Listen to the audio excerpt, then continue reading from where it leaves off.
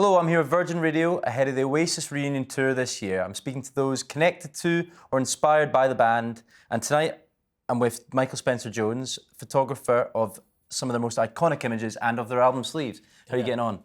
Good, yeah. Thank you very much for joining us. Yeah, it's a pleasure, yeah. So, Michael, you were born in Sheffield and it was growing up that you started getting your passion for photography. Can you explain how it started to take shape? Well, going back to the start, I was at school and I did all these science subjects that I failed, and then I left school, and then I sort of developed a passion in photography on leaving school, and then ended up attending night classes. So I was studying scientific photography, like infrared, ultraviolet, all that stuff, and at the same time I was doing the painting course. And that sort of duality of disciplines really sort of put me in good stead. So I moved on to Bournemouth and Poole College of Art, where I studied film and television and photography. I was there for 3 years, and then everyone was sort of moving to London, and I decided to go to Manchester because his friend had gone to Manchester, and I just so happened to be moving to Manchester just at the time when it was all, you know, the Acid House and Happy Mondays, Stone Roses, all that stuff was like exploding, so I was kind of in the right place at the right time. So you found yourself in the midst of Madchester, as we now know it, exploding. What was that like? Eye of the storm. Yeah. So that was good timing after leaving college. So, and my first assignment, professional assignment, was photographing the Stone Roses at Spike Island for this local arts magazine. So that put me in sort of right in the epicenter of the sort of old Manchester thing. So that was May 1990, and that got me kind of into working with bands, basically. I thought, yeah, it's a good combination because I'm into music, and I thought photographing bands, you know, that's best of all worlds. Musicians, I think of all people, musicians are probably, they're just interesting people to hang out with, basically. Mm-hmm. So it was a good kind of, I was sort of gravitated towards that. There's the allure of them as well. The allure, yeah. Well, it is, you know, it's like the music is alluring, isn't it? Mm-hmm. You know, very alluring. So, and I was really into the Stone Roses. So when I got this assignment, I was sort of made up, and that kind of led on to working with bands from that, you know, point onwards. So you've photographed the Stone Roses and you've photographed the Happy Mondays as well. Yeah. And how did you get introduced to Oasis, sort of the band that defined your part of your career, at least? Well, I was working on with the Verve, a band called the Verve, and so I was doing the photography for all their covers, and Noel Gallagher had seen my pictures on the Verve covers, and at the time he was working with the Inspiral Carpets in a building called New Mount Street in Manchester, and in that same building was the design agency Microdot that had an office that was very close, you know. So I think Noel had sort of struck up this acquaintanceship with Brian Cannon at New Mount Street, and he saw my pictures, and he decided that he wanted Microdot to do the design, sleeve designs and the covers, and for me to do the photography. So, but it wasn't kind of set in stone. So I'd heard about Oasis, and people were sort of saying it's a great band. But then again, a lot of people were raving about bands in Manchester. They said they were great, and they weren't. So this meeting was set up. I was going to meet Oasis, and it was sort of midweek in late '93. And but I knew they'd just signed a record deal to Creation, I think a 6-album record deal. And so I was going to meet them and take some pictures, but I'd not heard any of the music at that point. So it was something like a Tuesday night, and I had to set off. It was like really typical damp Manchester evening. I was absolutely, had a hectic week, energy levels low. My enthusiasm for this meeting was down there. It's like I had no enthusiasm whatsoever. And so I sort of went off in the car and I'm driving, I'm trying to find the location, the studio. Excuse me. And not heard the music before, sort of driving there, and then suddenly I'm listening to the radio that I had sort of tuned to a local radio station, and this song comes on. It's like, wow, that's amazing. What is that? So I listened to the DJ's announcement, and they said, that is Columbia by new local band Oasis. And it's like, oh, that's the band I'm on the way to meet. So when I heard that, my whole view on the meeting and shoot just completely changed. It's like, wow, that's amazing. So when I arrived at the studio, I was very, very focused and thought I'm going to come away from this session with some strong pictures because a lot was hanging on it, because if I presented some poor pictures, then I might not get to work on the artwork. So I turned up at the studio and they were in the midst of recording. And I walk into the studio and I start to hear, the Coca-Cola song, I'd like to buy the world a Coke and keep, perfect harmony. And it's like, what's that? Isn't that the Coca-Cola song? So I've just heard Columbia in the car, and then I'm listening to this Coca-Cola song, and which was obviously Shakermaker, and I'm thinking, wow, this is a really interesting band, who are operating in complete creative freedom. They obviously do not care what other people think. So that afforded them a lot of creative freedom. And then they did the playback, and it was Shakermaker, and then I started taking pictures. And I'd met Noel Gallagher once before, I think, in this meeting with the Inspiral Carpets, but I'd never spoken to him. So I was taking some pictures, and I'd never met Liam Gallagher at this point. And I was introducing, this is Liam the singer, and I nearly sort of fell off my chair when I saw, it's like, wow, is that the singer? Because as a photographer, you're very conscious about bands and how they look and what the lead singer's like and if they've got any charisma. And I saw Liam, and I was looking down my camera, and he just seemed to have a face that embodied the quality of stardom. And I sort of kind of knew then that, yeah, this is really happening, this is no doubt that this is going to go all the way. And so I got some good pictures from that session, and I showed the band a few days later where I saw them live for the first time. And they were sort of made up when they saw the photographs, which are, some of which are in the book. We will go through these. This is your new book, definitely maybe A View from Within, documenting sort of the first year of recording, definitely maybe, and releasing it. And now just describe your first impressions while we go through this of the band when you first walked in. It was Superstardom. Was it a cult of personality? Was it the style as well? Well, I've seen a lot of bands recording, and I've been with a lot of bands recording, and so I was impressed by the focus, very focused. And so that was impressive. And like I said, seeing Liam. So, and in fact, there's that shot, which is one of the first shots I took of him. But also this one, which is, I think, my favourite shot of Liam, which I think is, it's got a sort of Renaissance style quality to it. And when I photographed Liam Gallagher a lot, especially back in the day, and I always saw him differently from other people. Everyone saw him as this very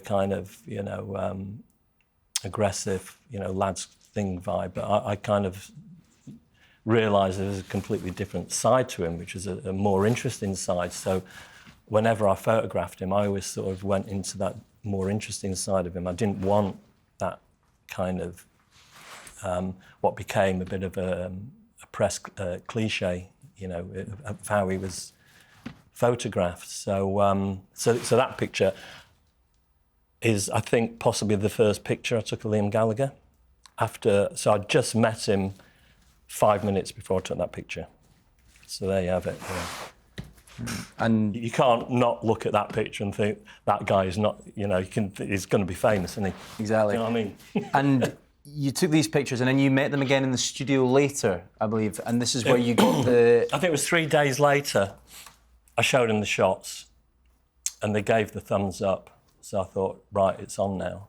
And then it came to releasing their first single, Supersonic. I'd like to talk about that. Yeah. That shot there.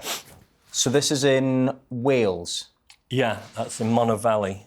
And did they take much instruction, Oasis? Was it quite a simple... They did. Yeah, so they were very kind of, they were great to work with. They're very patient, actually. And they were kind of, they were sort of on board. So if you had an idea that you wanted to do, if they agreed with it, they'd sort of go with it. So they had kind of quite a lot of trust in me in that department. And willing to give you the creative control to take that picture that you deemed fit. Yeah. Which, we'll come on to definitely maybe. But yeah, with that one, I mean, it was just arranged that we'd do the shoot at the studio because the time was very limited. They were recording the album at that point, and I was very keen to get Liam in the front. So he's very much the presentation of that as a sleeve is the presentation of Liam Gallagher, really, with a band in the background. If you notice, I knocked the rest of the band are out of focus, and it's just the focus is on Liam. And then there was a bit of a quirk, sort of decided to have the lights in, and that was it. That was the first single. So while you were taking pictures of them, photographing them in the studio, did you get to hear those early attempts, those early takes of these sort of songs that are long ingrained in the memory? Yeah. And was it ready then? Because there's a lot of discussion about recording of Definitely Maybe and the sort of... Well, I'd been given a demo tape in between me meeting them, the first meeting, and then I met them a couple of times before that shoot.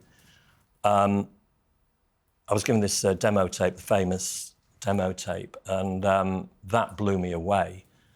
And then went down to Wales for a few days and listened to what they'd been recording. And to be honest, personally, I felt gutted listening to the tapes. It's like, wow, they've just lost all that energy and roughness, and sound has just gone. It's all been cleaned away. And so that was kind of disappointing when I heard them, those early recordings. But then, thankfully, Noel got all the feedback and realised that they weren't the same. There was something missing, and then I think they went to Sawmills to record it. But I think they did. They ended up doing Slide Away. I think that's the only song that survives from those sessions. Mm-hmm. And then Definitely Maybe, it's recorded, it's ready, it's right, and your next assignment is the album sleeve, the iconic sleeve. Now, I think I'd done Shakermaker, which isn't there. Oh, sorry, yes. And then I did Live Forever, which was John Lennon's House. Mm-hmm. And so I was 3 singles in. So I was on a bit of a roll. And then sort of Definitely Maybe, Breathe came up. And they wanted you to continue with your style that you've been using on the single artworks for the album? Well, it was... the initial idea for Definitely Maybe, it was sometimes you just need one idea and then it can mutate and end up in a different place than you ever sort of expected. But with Definitely Maybe, Noel had seen the back cover to the Beatles album, Oldies But Goldies, and thought, yeah, we'll do that, which is a picture of the Beatles in this hotel room in Japan. I think the photographer's Robert Whittaker in 1966. All gathered around this coffee table in the hotel room, cluttered, and it's like that was the brief. So I was, and I'm at that point, I'd got my sights on going out of the country. I thought, mulling ideas over, maybe get a trip out of this, abroad, something. And then it gets back to me that they want to do it in Bonehead's house, in the dining room. And I'm going, dining room? So I went round to Bonehead's house and did a recce and saw the table that they wanted to do the shoot round, and just like, you're joking, aren't you? But they were insistent on shooting it at Stratford Avenue, which is Bonehead's house. So when I got there and I saw where they wanted to take the picture, I just thought, I'm not taking it there. It's like, you know, no way, you can push me. So sort of 180 degrees opposite, you've got the open window, you know, because it was open plan. And they were insistent on shooting it at Bonehead's house. And I said, as a compromise, I said, the only way I'm going to do the shoot is to do it in the living room, the lounge rather, you know, lounge living room. So I did a series of test shots, but it was a very small room. And you needed a sort of wide-angle lens to get everyone in. So getting the, you know, because we went back for the 10th anniversary and everyone walked in the room. It's like Noel, Liam and myself, and we all walked in and we couldn't believe how small the room is to Definitely Maybe. It's like, you know, when you go back to your primary school and it's like the chairs are like that big, and it's like, no way were they that big. They were huge, weren't they? It was like that. It was like no one could believe how small that room was. And I'm saying, yeah, it's, you know. So I got a wide-angle lens, which allowed me to get everyone in one shot, a 5-piece band, but then it opened up this problem with the floorboards. And I looked down at some of the test shots, and it's just a photograph of floorboards. What am I to do with the floorboards? And that's when I came up with the idea of getting Liam to lie on the floor, because basically floorboards have got lines. So if it had been carpeted, Liam may not have been lying on the floor if it had been carpeted, because you don't get these lines that dictate where the eye goes. So did you want to break the sort of... Yeah, completely, yeah. In fact, there's like I mentioned it in the book, you know, those 17th century Flemish oil paintings of tables laden with fruit. They've got the table, but they've always got a bunch of grapes hanging off the edge of the table, and that's to break the linearity of the table edge, so your eyes, you know, is not going straight across. And is that where your eye is drawn to? So you knew that by placing Liam lying back like that, yeah, that's where our eyes would be drawn to when we pick up the sleeve? Yeah, it was the perfect ruse to get rid of the distracting lines that we're going to, you know, so... And he'd been standing up, obviously, on the cover to Supersonic, so I was thinking, well, I can't have him stood up again. You know, every cover is like Liam stood up, you know. So that's when I came up with this idea. And it came from this... I've been visiting the Egyptian section in Manchester with all the Egyptian, you know, and it kind of came from that notion of lying in state. Not of this world, so you've got this kind of thing going off. And so that was the idea, getting Liam to lie on the floor, but it's one thing coming up with an idea, you know, the concern was, would he do it? You know, and because plan A for that shoot was Liam lying on the floor, and plan B was also Liam lying on the floor.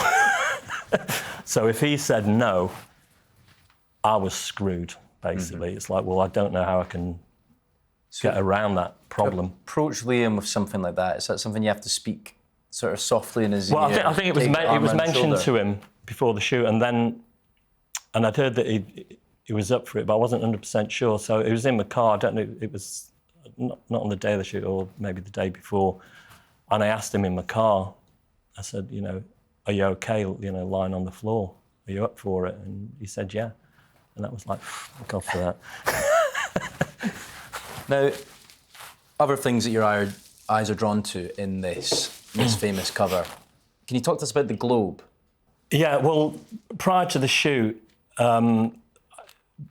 basically I'd got the camera angle right, so I was shooting into the bay window. I'd done a lot of tests with the film to get that kind of hue, yellow and blue hue. Liam had agreed to lie on the floor, but that's about as far as it was. And, you know, they said, oh, we'll bring some props in to prop it. And I'm thinking, OK, but it's still not enough for an album cover, really, just a picture of Liam lying on the floor. So I was quite nervous. So on the day of the shoot, I turn up to the house, and there's like a party going off. like everyone's, smoking reefer and drinking Red Stripe, and it's like, whoa, this is, So I had to delicately ask everyone to leave, but it was awkward because you don't want to get everyone to leave, and then they take all the energy with them, and then suddenly you're left with, this sort of vacuum of a party, and trying to reignite that vibe, because, with photography, you've got to get an atmosphere together. But so these, I didn't take, too kindly to these people. It's like, oh, we'll have a bit of a party. So, but one of the guys there was a guy called Phil Smith, who was a roadie to Oasis, and he brought with him this globe, inflatable globe, and it caught my eye, and it sort of reminded me of Spike Island. I thought, yeah, that's great. So that gave me a bit of confidence. So I was taking pictures, and it'd been placed at the back of the room, and I'm thinking, why would anyone have a large inflatable globe in their living room? What's that? What's the narrative there? And I'm thinking, oh yeah, a geography teacher lives at this house. At that point, I thought, it's got to, I'm going to have to move it. And I'd remembered I'd got this invisible nylon thread that I'd bought when I was at college a few years earlier. And I just made the connection. I thought, yeah, I'll hang it from the ceiling. And because it's like cross-processed film, so mainly, most photographs are like 100th of a second or 500th of a second. This photograph for the cover is 3 seconds. That's an eternity in photographic terms, which is difficult to achieve because they've got to keep still. But I thought, I know, it's a 3-second exposure. I'll hang the globe from the ceiling with the invisible thread, and I'll move the globe before I take every picture, and it'll appear blurred and thus appear like it's orbiting in the room itself. And when we hit that breakthrough, the whole energy changed, and it all sort of came together. Was that the final piece of the puzzle? Well, no, the final piece of the puzzle was like Noel's settled, Tony McCarroll is settled, Liam is obviously on the floor settled, Bonehead's in his chair, but Gwigsy, this guy, who's at the back, of all the band, he was the most uncomfortable being photographed, and it was unfortunate that he didn't have a natural position to adopt, like being sat in the chair. So he's like, I'm trying to direct him and say, try this and try that, and he's just like, and then move your foot out a bit, and it's just like, and then I said this one thing to him. I thought, he's just not relaxing. I said, Gwigsy, please try and relax. Never tell anyone to try and relax when you're taking a picture of them, because they just like clam up, they freeze up.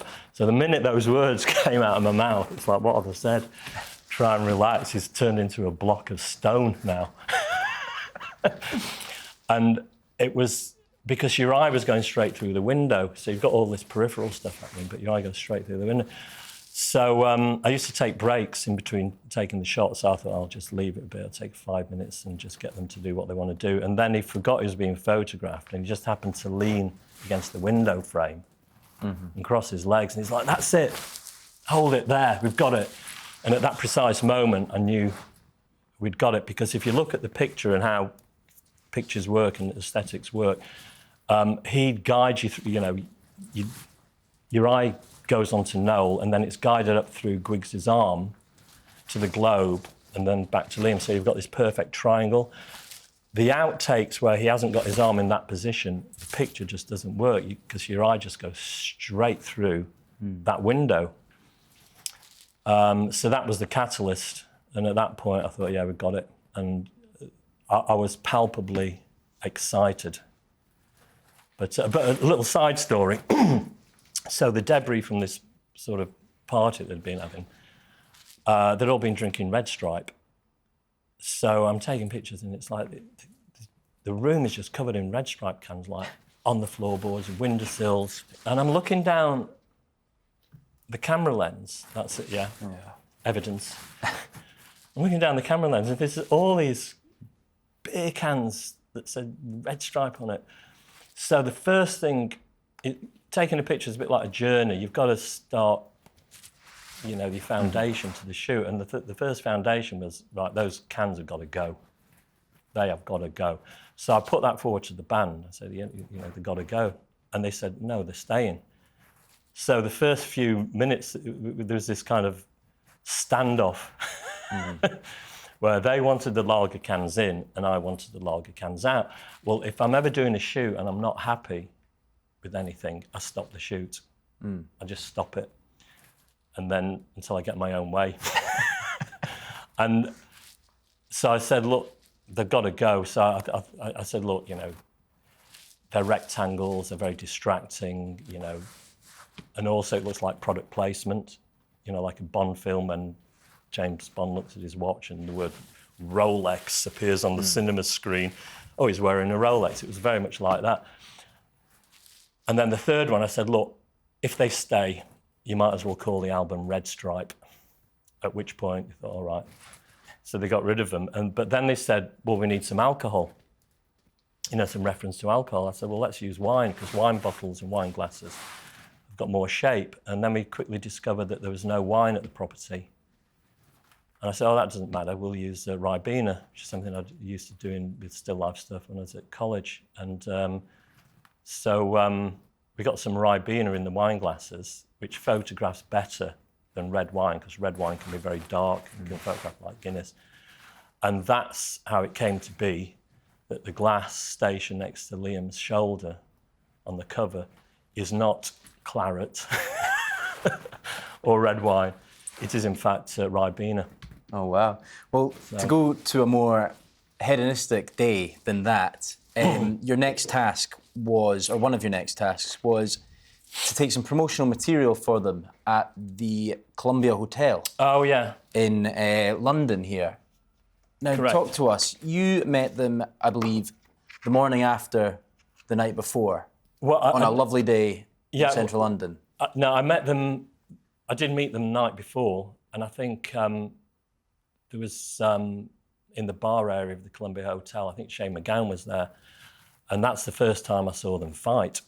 It's like, wow. It was like, you know, and then it erupted over nothing really, and then Bonehead intervened. And so luckily, Bonehead calmed it down, which was good news, because the following day was when I was doing these shots for the promotion of the album. And then I think I was going to meet them in the hotel, and then it's like, no, they can't meet up in the hotel. They'll meet outside. So I met them outside, and then I found out that they'd been evicted and barred. So I'm taking pictures, and it's like well, what's happened? And then Liam tells me that there was this hotel cockroach that was crawling across his carpet with some purpose in his direction. He thought, whoa, and that's at that point, I think he vented this fury about the uncleanliness of the hotel, and let's say several items went out of his hotel window. They would have fallen on the street below had it not been for a parked car directly underneath his window. The parked car, this luxury Mercedes or something, happened to belong to the hotel manager. So the hotel manager just went crazy when he saw the damage to his car. And I think it was that got him barred. But it just created a bit of frisson for the shoot. And they just seemed to, all those episodes where they're getting chucked off this, and you know, they just seemed to, it didn't faze them. They just seemed to draw strength from that, you know. So when I met them to do this shoot, they were just like energized, and conversations on every conceivable subject. So ironically, it really helped with how successful that shoot was. So it's one of my favourite shoots actually, because it was dead laid back. Beautiful summer's day. There was a possibility that we'd go into Hyde Park, but there was these white hoardings. I thought, well, let's do it in the street. Almost like a studio on the... Yeah, so it looks like they've done in the studio. That's a great one, Liam. And, yeah, wow. And that's the banger. That's the winner. Look at that. And then to go to another riotous shoot, you get to do the cover of Cigarettes and Alcohol. Yeah. The shoot aptly has to be, like the name, full of cigarettes, full of alcohol. And how did you get them all in this room, and how did you keep the atmosphere going to shoot them as such? Yeah, it's quite a complicated shoot, that. So yeah, obviously Cigarettes and Alcohol, and I think Noel came up with the idea, we'll just represent cigarettes and alcohol, so we'll do a shoot in a hotel room. And I think Tim Abbott, who's on the pictures, I think he organised the hotel room, which was a place called the Halcyon Hotel, which was a kind of famous hangout for like actors and musicians. And so I did the shoot there, but that was quite a difficult shoot because they'd just been in Sweden, and it was that time when they got deported from Sweden. And that's another story completely, that what happened there. So when they arrived at the hotel, you know, they came up with all these tales about, you know, what had happened in Sweden the night before. And but I think they were pretty exhausted, so it was difficult to sort of get them motivated, not motivated, but it was difficult to get a bit of a vibe together. But it was. I mean, basically, photo shoots, you're presented with a sort of problem-solving situation. Sometimes things don't go right. Sometimes this happens or that happens, but you've just got to deal with it. And part of the problem with this shoot was that they'd just been on this massive trip to Sweden, and then the energy went down, and it was just like a wake. It's like, you know, like, it's just like the opposite of a sort of, it was just, and I'm thinking, you know, how is it gonna, this is going nowhere. This is really going nowhere very quickly. And then suddenly later on there was a knock on the door. I opened the door, it was Bonehead. Thank God. Never have I been more pleased to see someone make an entry into a room than I saw Bonehead walk into that hotel room. That it's like we saved, because he was like, you know, the party starter. Well, it's just a great energy about him, you know. And I think he'd come primed after a bottle of red wine. It was like, right, you know, come on, let's have it now. And then the whole atmosphere changed.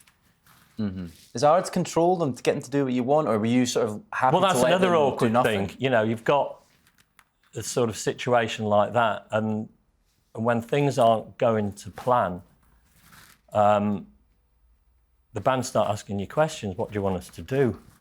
You know, how do you want us to sit? You know, it's like, I want you to start enjoying yourselves. That's what I want you to do. But you can't, you know, you instruct someone to do that. You can't just sort of turn it on, you know. But Bonehead was instrumental in creating that atmosphere. And then I just carried on taking pictures throughout the night. So it was a long session, that. So I went on till 4 the following morning. So it was like a 10-hour shoot, 8-hour, 10-hour shoot. And they just were happy to knock back. Yeah, Noel got his guitar out and just started, you know, got to about 2 a.m, you know, and he just started singing all these repertoire of songs, you know, Live Forever, Cigarettes and Alcohol, everything. So being in a hotel room when there's Noel Gallagher gets his, you know, 6-string out and starts knocking, you know, it's like, wow, that's you know, you suddenly realise what a great songwriter he is. So it was great, yeah, a great evening. Could you anticipate the explosion? We'll go into your next chapter here. The explosion that happened when Definitely Maybe came out. It was the fastest selling debut album of all time in the UK for a period. And these are your shots on release day at the Virgin Megastore. Yeah, Virgin, yeah. So, well, at the point when I photographed the cover, it was apparent you can't possibly listen to a demo of Definitely Maybe without thinking that's going to be massive. Everyone's going to get onto this. You know, you've got songs like Live Forever on there and Slide Away and, you know, Supersonic, Cigarettes and Alcohol. You know, it's like a greatest hits album, really. So it was evident right from the start that it was just going to be massive, which put me, when you're doing the cover, and it's a very loose brief, it does put you under a lot of pressure because you know that if you have a kind of a bad day at the office, you're going to have a record of that. Sure. Cover for it's going to be melded into the so it puts you under a huge amount of pressure. But I always seem to kind of thrive on that and always managed to sort of deliver because I was always very conscious of no one gets to go home until we hit the target on this cover, and I'm confident that this is the best I can get out of this situation. So I knew it was going to be massive, when I was doing the cover, and obviously when it was launched, you could see the cues at the door. Wow! And the rocket, I suppose, didn't stop there. You went on to then take the cover for What's the Story, Morning Glory, which put them into a new level of fame and fortune, I suppose. Could you explain how you got that iconic shot of the sort of two blurred figures going past each other in the street? Well, it was a difficult shoot, that, and it was how it developed was kind of difficult. But I think by that point they'd decided, right, we've done Manchester. They've grown, the band's grown, they're now in London. So, and I'm not quite sure. Originally, the brief for that cover was Noel had come out and said something. It's going to be riot music. Something to depict riot music. So I go off on this sort of tangent, thinking riot music, and then I hear some of the album like Cast No Shadow, and other sort of more sedate tracks, and it's like so that was left once parked up, and but it was the idea. I think it was just the notion of these two people after a night out that were meeting up with one another or crossing paths, in the morning after a night out, and so we just wrecked a few places, came up with Berwick Street, largely because Knowle Street runs straight across Berwick Street. So I was with the art director and we both saw Knowle Street. It's like, it's a sign.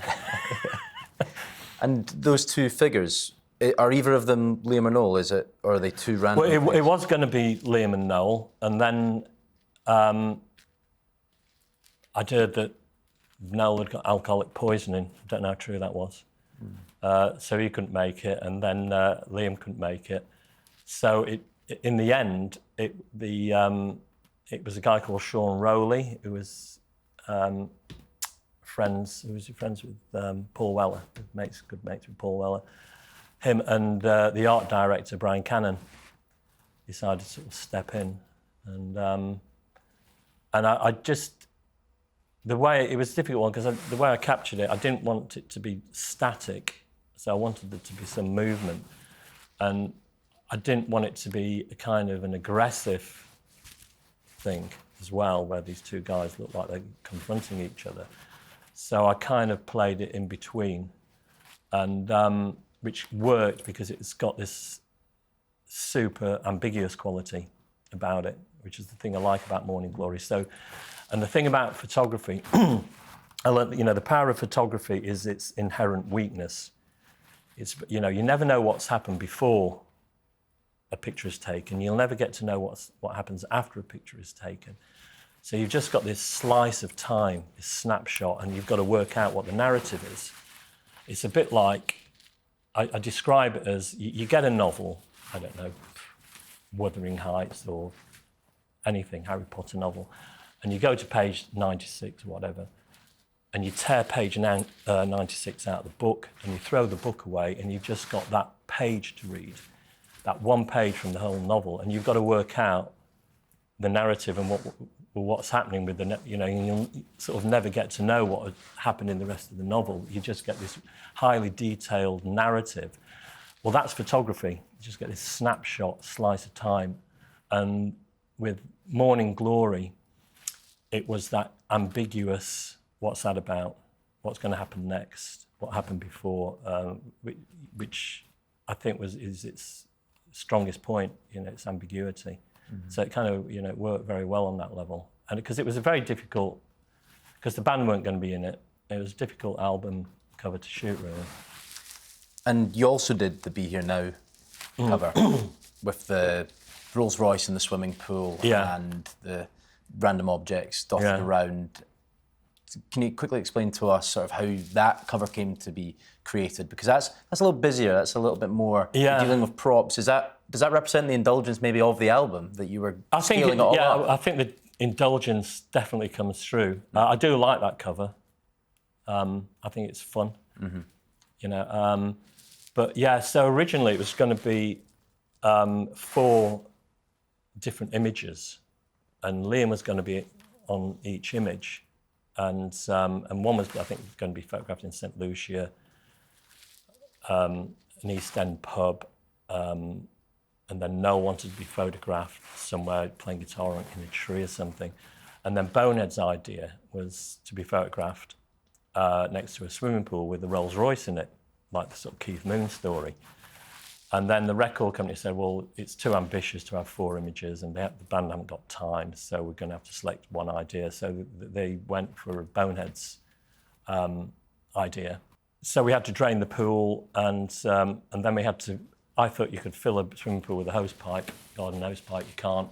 So I woke up the following day and there's like 2 inches of water in the pool. It's like, whoa, the band are arriving at midday. So we ended up having to get the fire brigade out to fill the pool. So the Rolls Royce is, a lot of people think it was Photoshop, but the Rolls Royce is actually is in the cover, is in the pool, and then when the water came up, it washed all the grease and oil, and so we had all this sort of grease and oil, and it looked awful. It's like the band were arriving soon, but we managed to get rid of that, and but it was going to be a nighttime shot, but the band by nighttime got completely paralytic because this one of the hotel staff just kept bringing a big tray of gin and tonics out throughout the day. It's like, you bring 12 gin and tonics and Oasis there, they're just going to like that, right, okay. So by night time it was, so we never used the nighttime shots. There's plenty more I'd like to ask you about, but just, did you get to spend much time with the band after that? Obviously, the final chapter here is sort of 10 years later from the Definitely Maybe shoot. So we went back and did that, revisited it. I spent a couple of days with them. I think we were staying in some hotel in Cheshire. But and I've heard in the hotel in Cheshire, Liam quickly runs into this. We decided to go for a sort of walk around in this hotel, and checking out the carpets and curtains and pictures like you do, and then we walk into this room and there's like this Stuttgart. They got a Champions League the following day, and Liam walks in. The manager's doing team talk. And then Liam just takes over and says, comes, right, what you need to do tomorrow, lads. Comes out with all these, teaches them how to kick this is how you kick a, football and all these, unorthodox aspects of the game in terms of tackling. And there's these German Bundesliga players are going, oh, wow. Liam Gallagher's delivering this team talk. I should have got a picture of the players' faces, because it's funny. So yeah, the following day from that, I did those shots back at the house. Well, Michael Spencer-Jones, thank you very much. Oh yeah, your pleasure. New book, Definitely Maybe A View From Within, is available from the 5th of July. From the 5th of July. Yeah, and you can get that from Spellbound Galleries. Spellboundgalleries.com. .com, yeah. .com.